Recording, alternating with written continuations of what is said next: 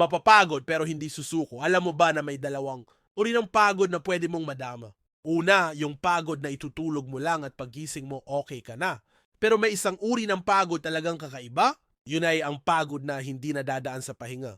Isang pagod na magpapahiwarig kung gaano kabigat ang mga problema mong dala. Pagod na magpapanginig yun ng mga luha sa mara. Pagod na magdidikta sa'yo para sabihin, ayoko na mapapatanong ka na lang talaga. Saan na nga ba ang direksyon ng aking mga paa? Mga paang tila pagod na sa kakahakbang. Mga pangimay ng imay na sagada. Tapak sa baitang ng hagdan.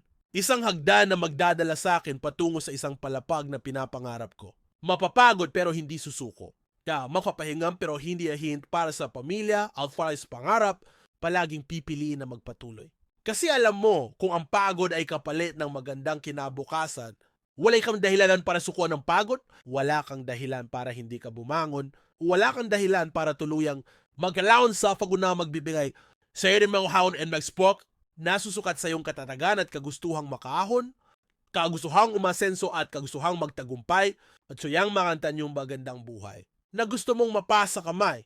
Kaya naman tatagan mo ang mga paa mo at sibayan ng loob sa iyong paglalakbay, araw masakang kalakip ng bawat pagod ay may masaganang buhay na naghihintay. Sige, umusad ka.